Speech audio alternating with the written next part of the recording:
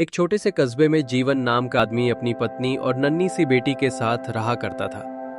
एक दिन उसे अपने बचपन के दोस्त की चिट्ठी मिली। उसने जीवन को अपने गांव बुलाया था, लेकिन जैसे ही जीवन ने यह बात अपनी पत्नी को बताई, उसके चेहरे का रंग उड़ गया। वो डरी हुई थी क्योंकि उस गांव के बारे में लोग कहते थे वहां कुछ है जो इंसानों का नहीं है। सुनिए जी, जो चिट्ठी आई थी उसके बारे में ही सोच रहे हैं क्या? पति धीमे और सोच में डूबे हुए। हाँ ज्योति, मैं सोच रहा था कि एक बार मिलकर आ जाऊं। न जाने क्यों बुला रहा है, काफी दिन हो गए उससे मिले हुए। पत्नी डर और चिंता के साथ, ना जी मत जाओ। उस गांव के बारे में बहुत बुरी बुरी बातें सुनी है। वो जगह ठीक नहीं लगती मुझे। आश्वासन देते हुए शांत स्वर में, देखो तुम चिंता मत करो, मैं आज शाम जाऊंगा और कल शाम तक लौट आऊंगा, बस मिलकर आता हूं। जीवन घर से निकलने की तैयारी कर रहा था। पत्नी भी उनकी सहायता कर रही थी।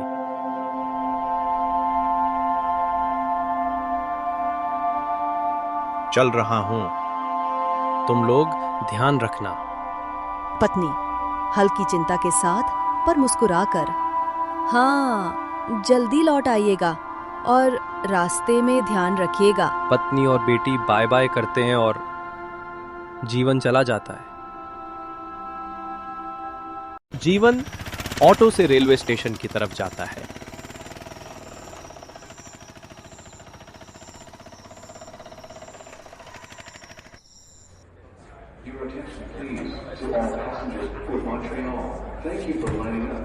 रात के करीब 9:30 बजे जीवन अपनी ट्रेन की सीट पर बैठ चुका था। डिब्बे में कुछ और मुसाफिर भी बैठे थे। सब अपनी अपनी दुनिया में खोए थे। बुजुर्ग, तुम कहां तक जा रहे हो? असल में मुझे सिलीगुड़ी उतरना है। डर है कहीं भूल ना जाऊं। अगर हो सके तो मुझे जगह देना बेटा। जीवन शिष्ट और शांति से, दादाजी मैं तो आपसे पहले ही उतर जाऊंगा। बेरखेड़ी स्टेशन पर रात के 11 बजे मेरे उतरने की जगह है। आपको तो सुबह होगी सिलीगुड़ी पहुंचते पहुंचते। इतना सुनते ही बुजुर्ग चुप हो गए, लेकिन जीवन ने ध्यान दिया। उनकी आंखें कुछ कह रही थीं, जैसे वो कोई राज छुपा रहे हो। जीवन ने अपना बैग उठाया और ट्रेन से नीचे उतर गया। स्टेशन पर कोई नहीं था, सिर्फ एक बुझा हुआ लैंप, और धीरे धीरे जीवन स्टेशन से बाहर निकलता है। जीवन खड़े हुए डरा हुआ और सोचता है, ये रास्ता तो पहले ऐसा नहीं था। कहाँ है सब लोग? कोई भी दिखाई नहीं दे रहा। बेरखेड़ी स्टेशन से बाहर निकलकर जीवन ने देखा एक पुरानी सी चाय की दुकान अब भी खुली थी। आहिस्ता थके हुए लहजे में, भैया एक चाय देना। दुकानदार चाय बनाते हुए चुप है। आसपास बैठे 2-3 ग्रामीण ध्यान से जीवन को देखते हैं। ग्रामीण धीमी गंभीर आवाज में, कहाँ जा रहे हो भाई इतनी रात को? जीवन धीमी आवाज, गांव के उस ओर मेरा दोस्त रमेश रहता है, उसी ने बुलाया है। तुम्हारे जैसे कई लोग गए हैं उस ओर, पर वापस कोई नहीं आया। हम मना करते हैं पर कोई सुनता नहीं। मत जाओ बेटा, ये रास्ता अब रास्ता नहीं रहा। जीवन थोड़ा हंसते हुए पर परेशान, आप लोग डराने की कोशिश कर रहे हैं क्या? मेरा दोस्त वही है, वही बुला रहा है।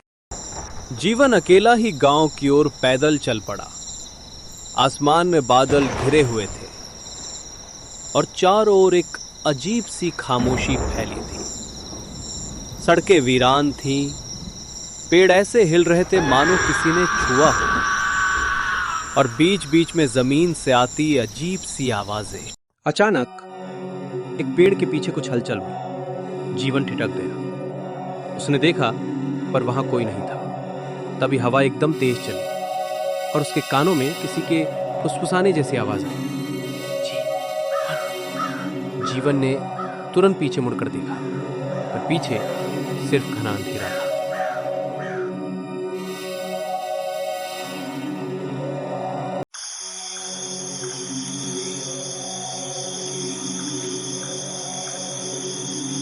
धीमी रहस्य रहस्यमयी आवाज में जीवन जैसे ही गांव के उस मोड़ पर पहुंचा जहां रमेश का टूटा फूटा घर हुआ करता था, अब वहां एक नया चमचमाता पक्का घर खड़ा था।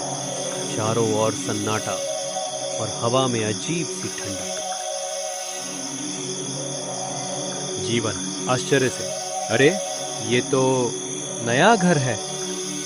यहां तो रमेश का पुराना छोटा सा घर था, इतनी जल्दी ये कैसे बन गया?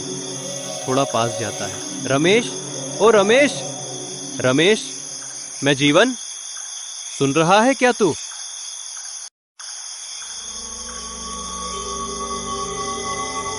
कोई आवाज नहीं आई, ना दरवाजा खुला, ना कोई हलचल।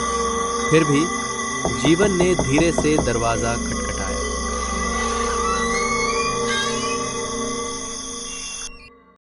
रमेश, मैं अंदर आ रहा हूं।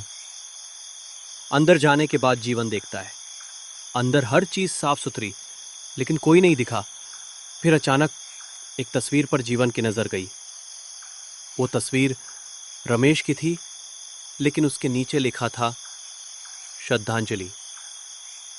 जीवन हैरान होकर, अरे ये तो रमेश नहीं, ये तो मेरे एक और दोस्त राघु की फोटो है। मगर रमेश की तो कई साल पहले। इतना कहते ही घर ही अचानक खंडहर में बदलने लगा।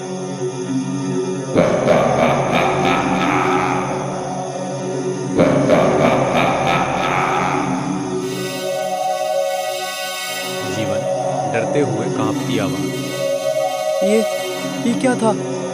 कोई है? रघु, रमेश?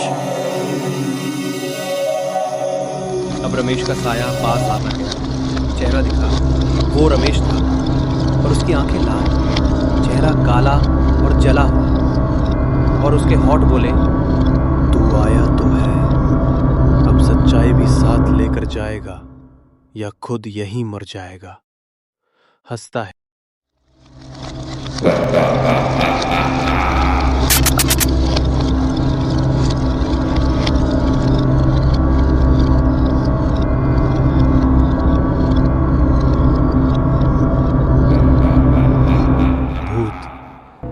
धब तू गया जीवन, तुझे मारकर ही मुझे मुक्ति मिलेगी। पर रमेश, तू मुझे क्यों मारना चाहता है? मैं तो बस तेरी चिट्ठी पढ़कर आया था। मुझे तो नहीं पता था कि तू अब इस दुनिया में नहीं रहा। जीवन की आंखें भर आती हैं। मुझे बहुत दुख है मेरे दोस्त, तू मेरा सबसे अच्छा दोस्त था। जीवन, रमेश, अगर मैंने कोई गलती की हो तो माफ कर दो दोस्त, लेकिन मुझे जाने दो। तुम्हारी छोटी बेटी मेरे पास है और सुरक्षित और बहुत खुश है। क्या मेरी बेटी तुम्हारे पास है? जीवन धीरे से सिर झुकाते हुए, गहरी सांस लेकर, हाँ, तुम्हारी बेटी मेरे पास है। अब वो सुरक्षित है। मुझे अब समझ आया है दोस्त, चिट्ठी तुमने नहीं लिखी थी।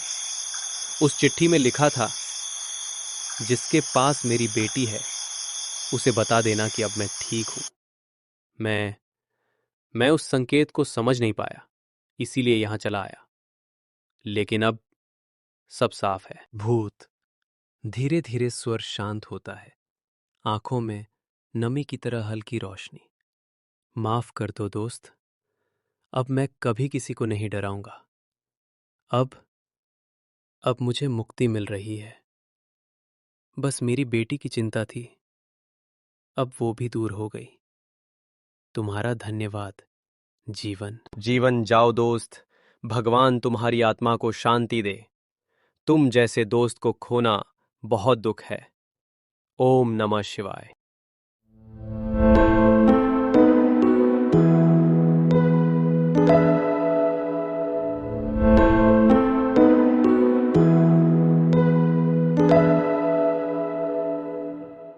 कभी कभी कोई आत्मा बस अपनों से एक आखिरी बात कहना चाहती है, और जब वो कह दी जाती है तो उसे शांति मिल जाती है।